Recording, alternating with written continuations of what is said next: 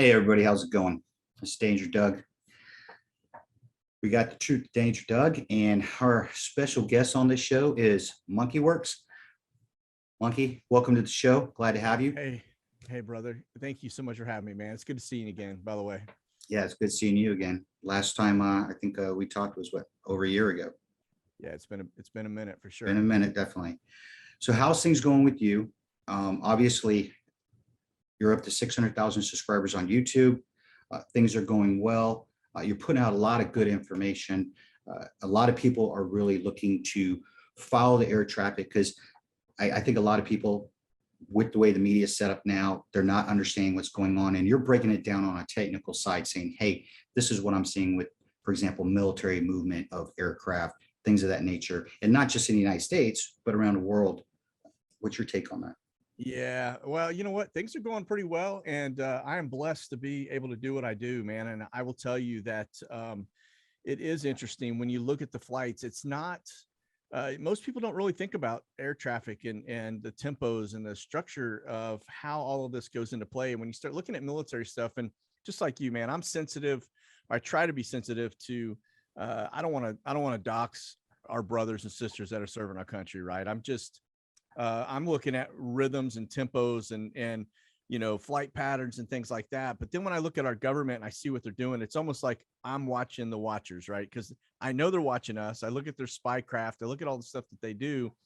But then when I start looking at the troop movements and I line that up with the the news lines, so to speak, right? And I start hearing the data points of, things, assets being put in different places.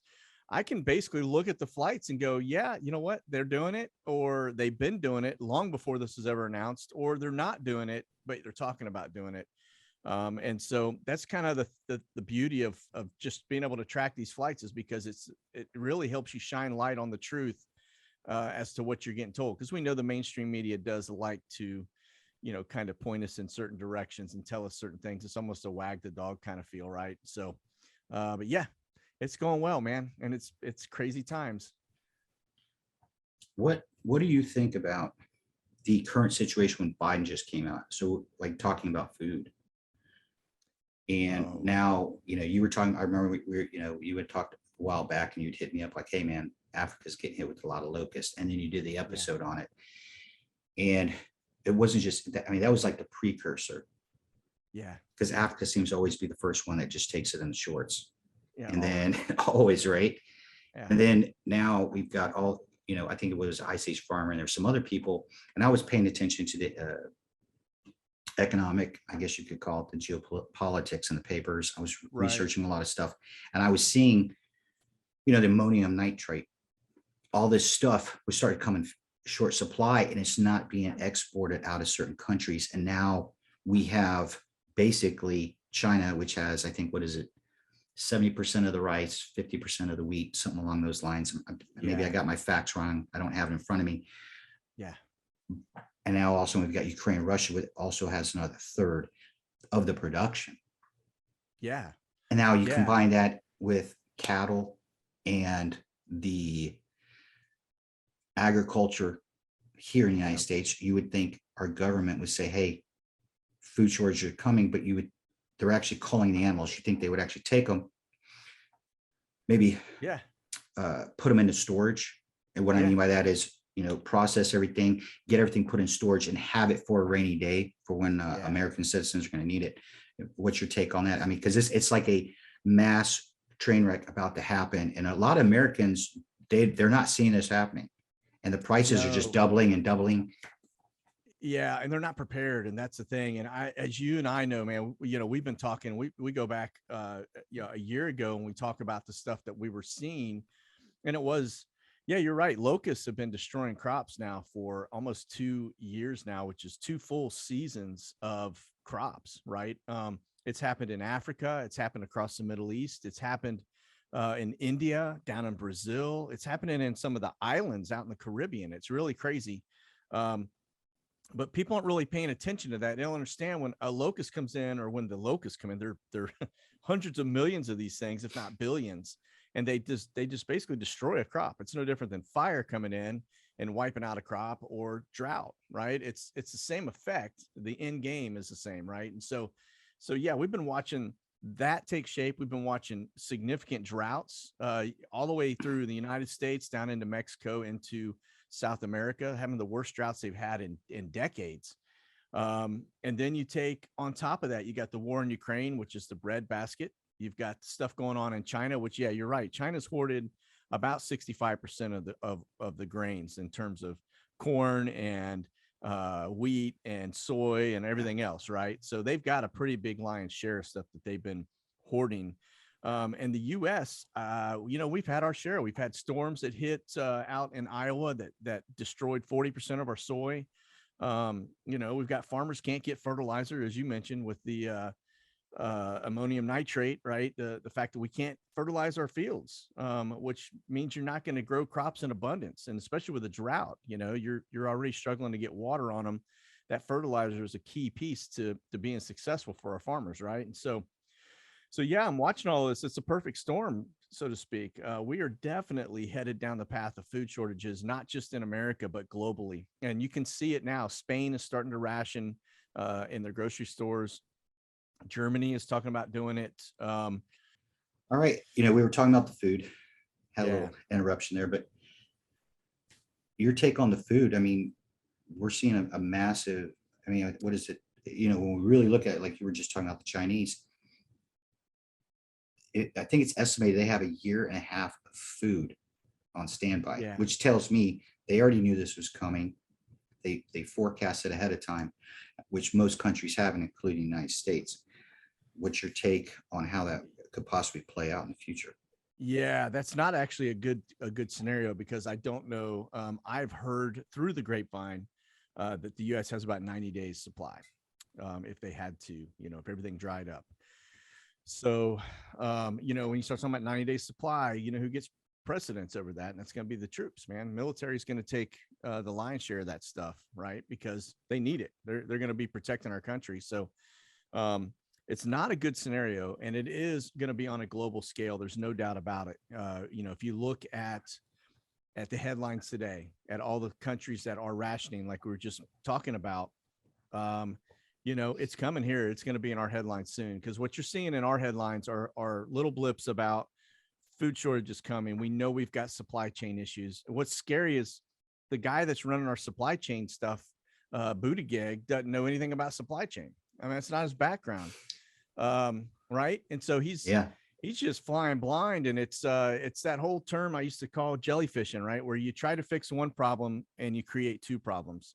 And so that's really where he is. He's, every time he touches something, the same thing goes with flashbang, but every time he touches something, it almost makes you wonder if they're not doing it intentionally, because you couldn't have that much bad luck in trying to fix a problem and create more problems. It just doesn't seem logical, I think even the most common sense approach would probably have better outcomes than what they're doing, right? So, but yeah, I'm with you. If people haven't been prepping and getting some food put away for their families, they need to take it very seriously and need to start now, because it's gonna dry up quickly. Yeah, and that's one of the things when I'm looking at with the water supply, with most of the agricultural land is being bought up by Gates. It's all along most of our major waterways. And then we're finding out China's buying up food processing plants. I think they bought Smithville Foods back in, oh man, it was a few years ago, but I remember it was a big headline and it was raising alarm bells, and they went ahead and approved it in Congress. Yeah. And I thought to myself, okay, we just got set up. Yeah. This is not a good thing. So yeah, and that's only what that's what you've heard about. There's a lot more than oh yeah, that. there's more than that. Yeah, most right. definitely. We see the land that they bought up down on the southern border of Texas, right? That's right next to our military base. I mean, who approved that? I mean, that doesn't make any sense to me at all. Yeah, and it's funny you bring that up. I just saw just purchased a food processing plant in North Dakota, or they're getting ready to. They're putting in to buy that, and it's within. It said, according to the article, and I'll put the link in, but according to the article, it's in line of sight of the Air Force, of a military installation, which tells me that's probably, what is it, Minot? Minot's in Yeah. North Dakota, correct, right? I think it's Yeah. Minot. So, I Yeah. mean, Well, and the one in that's Texas, the same way, right? That's correct. going to be That's Laughlin, isn't it? line of sight. Uh, I think it's Laughlin Air Force Base. it may be Laughlin. It Yeah. might be Laughlin or Reese, but I think it's Laughlin. I think it's Laughlin. Yeah. But yeah, that's not a good thing. Out there by Del Rio. Correct. Yeah. Yeah, for sure. Now, when you're looking at the aircraft and all the things you're seeing, are you seeing anything as far as increased civilian traffic? I think, I'd sent you stuff a while back, I think, what's his name? Talking about Colorado. And that's the guy that owned, yeah, it was about Colorado, but it was Atlas Shelters and the owner.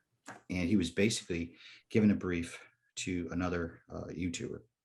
He was basically saying, I know contractors that were there. He says, all the news stories are wrong. He said, I know contractors that were there during the construction, and underneath that facility can house 500,000 people for 3 years. What? And I thought to myself, and I watched this interview, and if anybody wants to go watch this, Canadian Prepper, just look, or, he's interviewing Atlas Shelters owner. And I just could not believe it. I was sitting there thinking to myself, and it's funny because I went in and I was doing some searches, a lot of internet research, looking at mapping. And I thought to myself, yeah, I could see this happening. The thing is, I think there was multiple countries that helped fund the that airfield.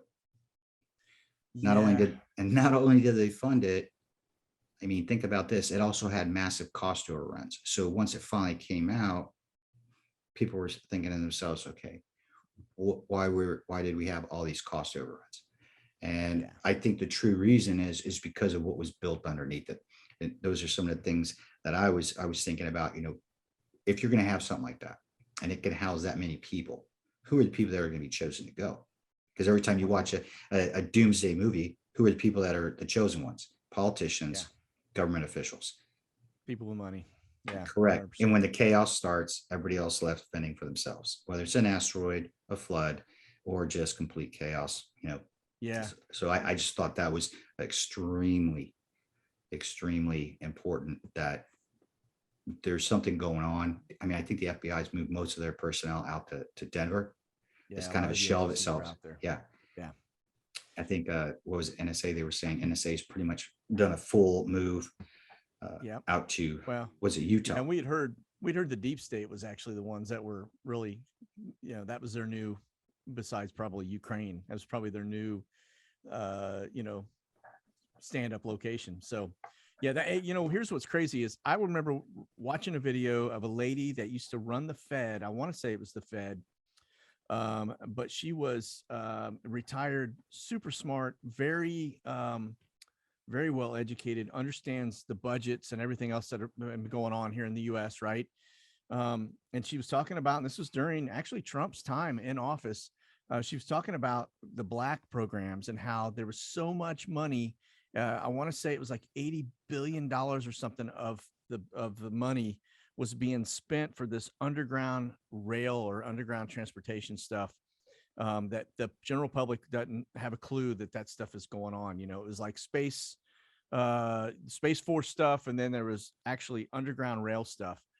But there are also a lot of videos that talk about, the mountains in Ozarks, how there's an entry point there, and people would see tons and tons of semi trucks coming into that location, and just disappearing.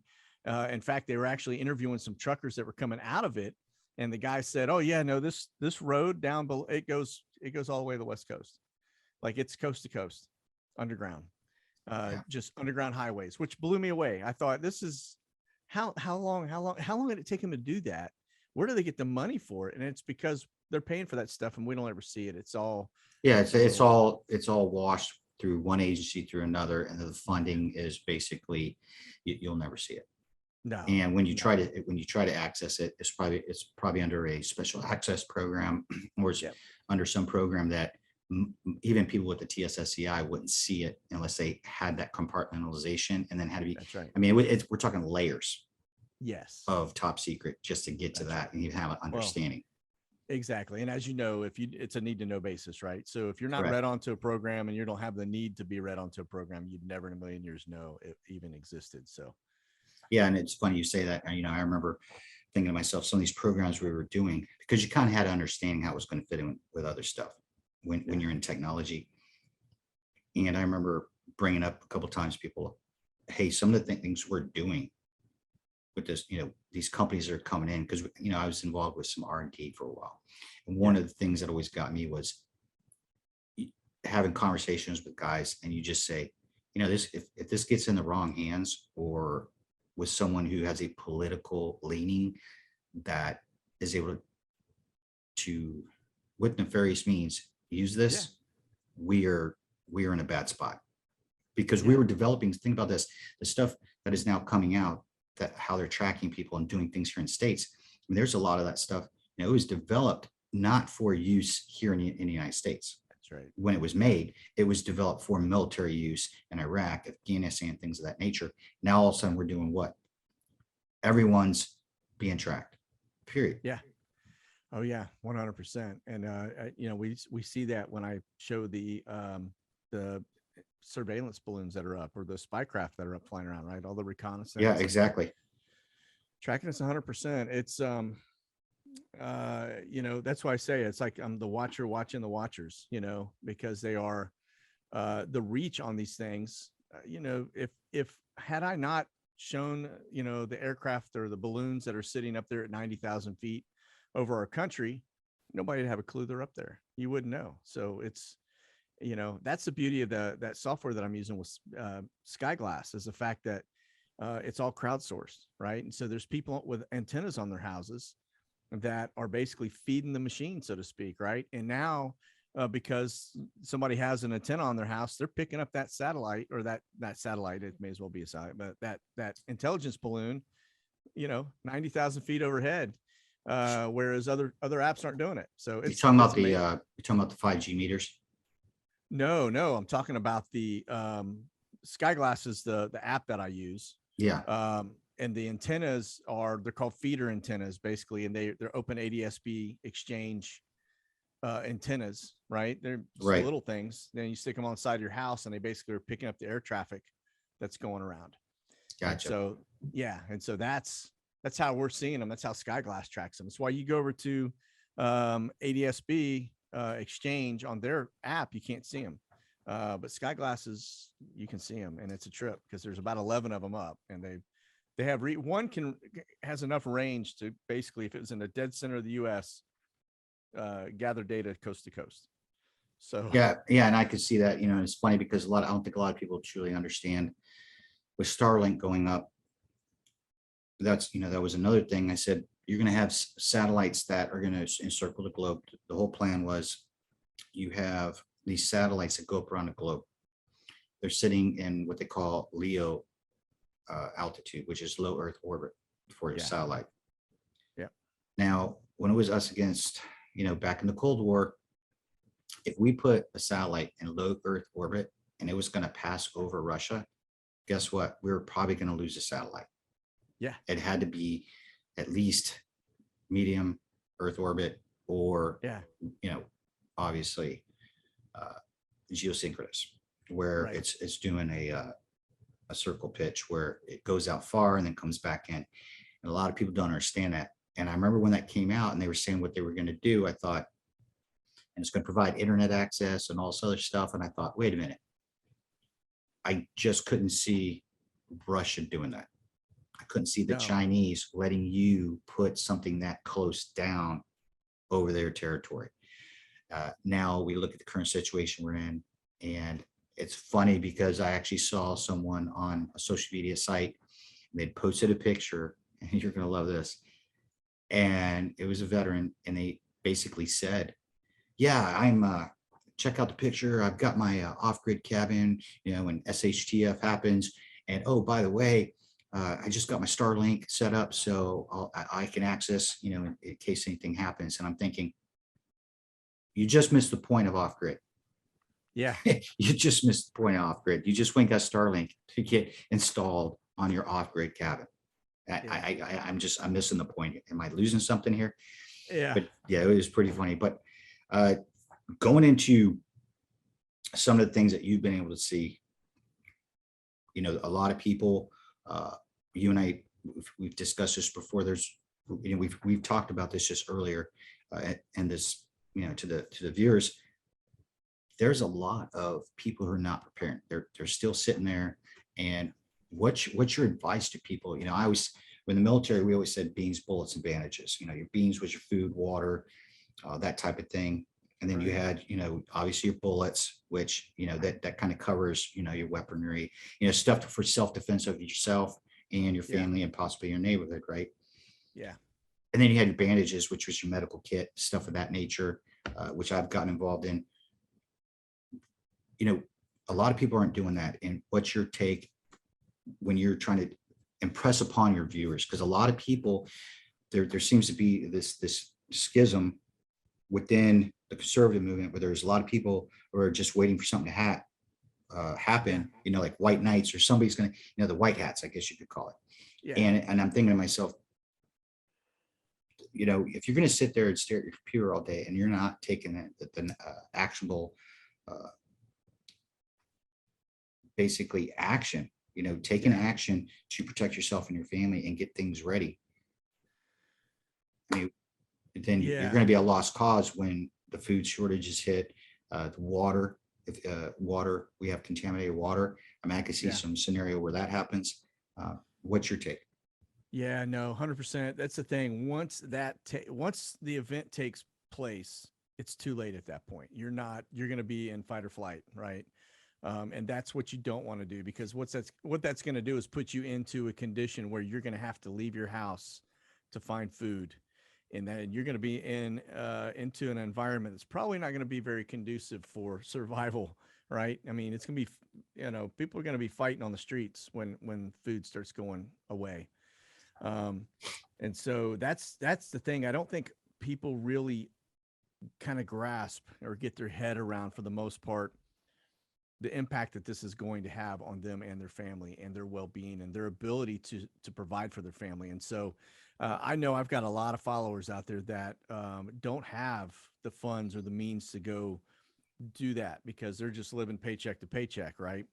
But I will tell you, you need to start getting creative and finding a way, because it's going to be, um, as these shortages start to come into play. I mean, we just had Shanghai shut down for 2 weeks, right? That's a major port. It's one of the biggest, actually, it may be the biggest port in the world, right? And so if those ships aren't pushing product out and they're sitting for 2 weeks, there's going to be a gap, right? And you're going to see that gap downstream, because it's kind of that whole whip effect, right? So you Yeah. have the shortage here because nothing's moving. You don't experience a shortage over here yet because it hasn't impacted it, right? So you're still burning down. But when that goes away, you're going to notice that, hey, it's going to take 2 weeks to get that replenishment, because you got a 2 week gap, actually longer than that, because 2 week gap at the port before the boat leaves, and then you've got probably another 2 weeks, and then you got another 17 days before it gets unloaded. So now your whip, so to speak, is going to be, 2.5, 3 months before you see something. So just a little impact like that. And so when you see the stuff start to happen on the shelves here, where you're showing up and all of a sudden you're like, man, the toilet paper's gone again. It causes panic, and people start to then hoard, right? Just like we had with the last time, right? With the toilet paper was a Yep. perfect example. Oh yeah. But that is the stuff that you're going to start to see that more and more frequently as you go into your grocery store. You're going to start noticing large sections of blank, like empty shelves. You're going to notice the prices are going to start to go through the roof, because as soon as you start to have a supply issue or something you can't get product on, the price for that product starts to go through the roof, because people are willing to pay more to get their hands on it. And so they're going to drive the price up exponentially. And so the stuff that you're not preparing for now, when and if you do have to prepare and you're able to get it, you're going to pay 3, 4, 5 times more because of that scenario than you would today if you don't prepare. And so it's just it's an uphill battle, really, for anybody that's not prepared. So yeah, I am praying for folks that they will take heed and realize that, okay, you probably got a couple months to get it together. And it Yeah. doesn't take much. It really Yeah. doesn't take that much. You can buy seeds and get those planted now. I mean, I think if you go down to I was at the grocery store this morning and I was just looking at some prices and I remember a small bag of apples was $5. It Yeah. used to be dollar Yeah. something, a year and a half ago. Uh, Yeah. just the vegetables, Yeah. the prices just jumped through the roof. And I remember thinking to myself, these are the same things you can be growing in your garden. Yeah. You And can. it's easy to do. Yeah. So I've done a couple of gardens here, and I don't know if I'd want to do it again. It just, I was It can be fighting with tough. Yeah. weeds and rabbits and, bugs and everything else. And then when it did take off and grow, you got to be ready to do something with it. You got to disposition that Yeah. product, right? You're either going to be giving it out to people because you can't eat 100 tomatoes, or you better be ready to can and jar and do something with it. And so it does take a lot of prep, and it takes you got to be pretty good to grow that stuff sometimes. I don't know. Some people are just blessed, man. They'll throw a seed in the ground and boom, you got, you know, it's just raining tomatoes on them, right? But I'm not like that. It takes a lot for me to do. So, but a bag of rice. I mean, you can go buy a 50-pound bag of rice. They're probably $25 now, at Costco. Maybe 50 pound. That may be 20 pound. Price is going up on everything. So, but you can feed your family on rice and beans if you had to. Go get dry beans, go get rice. Start storing up water. It'll be potable water. You're not going to probably have drinking water unless you can start, buying cases of Ozarka and stuff like that. But you want to have enough to keep you in your house to at least ride out the storm. And then when you do have to go out, then it's a different story.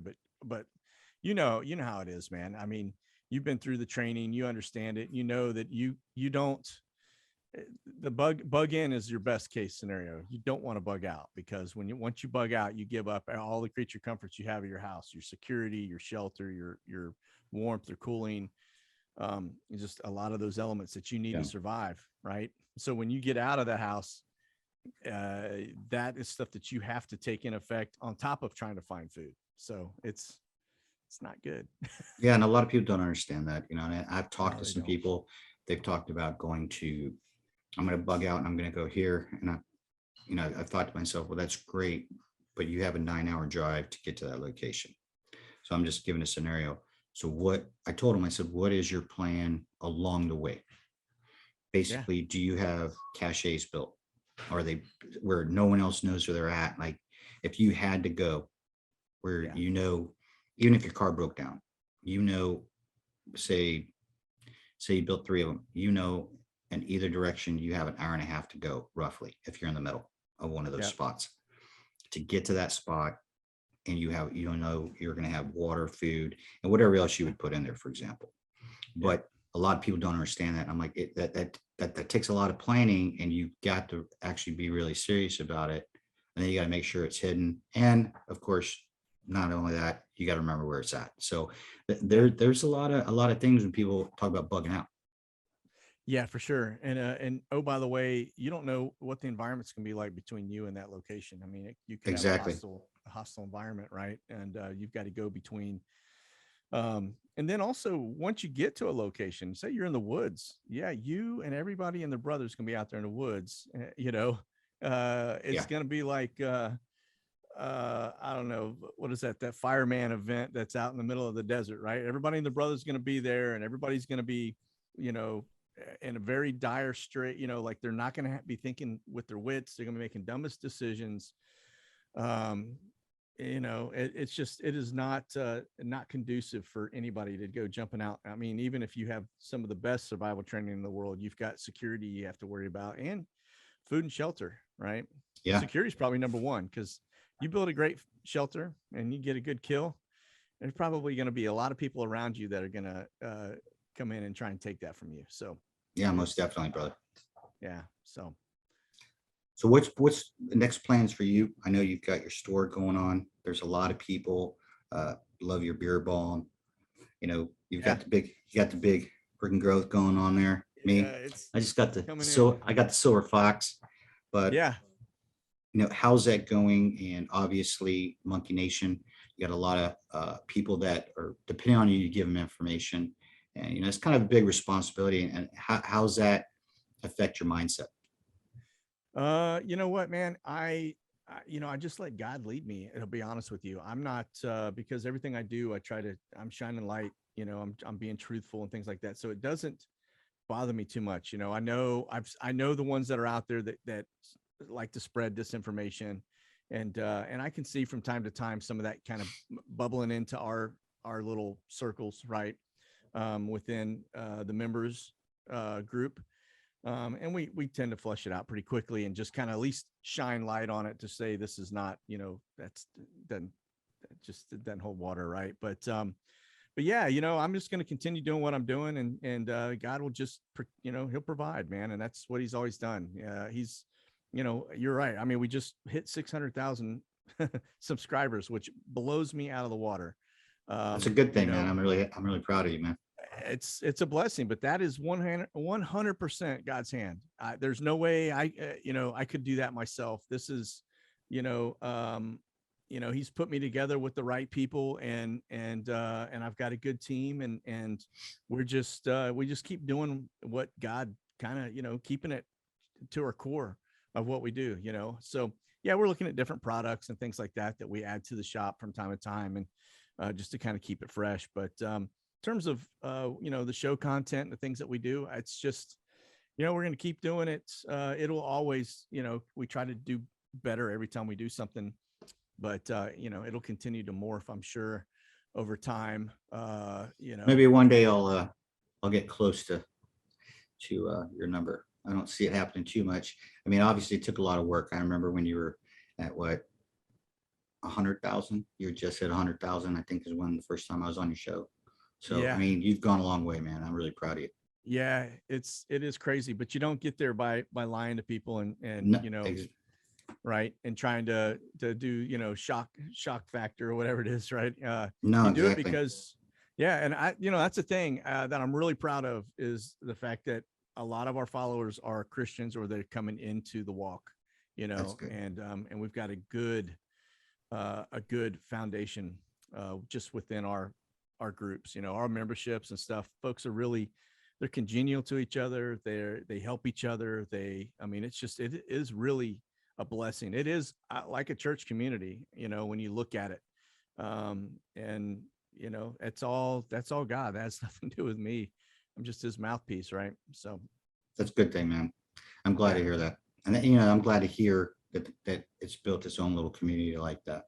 yeah, Because I think people need that community.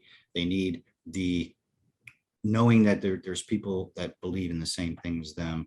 That yes, there is a God, and that yeah, at the end of the day, there is a place that uh, it- you know as you're living your life and trying to do the best, not just for yourself, but for humanity and everything else, that you're going to be able to push uh, yourself in the glory of God. yeah, 100%. That's what it's all about at the end of the day, Yeah, brother. right? But yeah, definitely, man. I appreciate you being on the show. I just want to say thanks, Monkey. Wish you enormous continued success. You're definitely a stand-up person. You were there for me when I needed to talk a few times. You know, and that was really important for me. Kind Yeah. of helped set my head straight. So I just want to say thanks, and God bless you, brother. Hey, thanks, brother. I appreciate it, man. All right, man. You take care. Yeah, you too.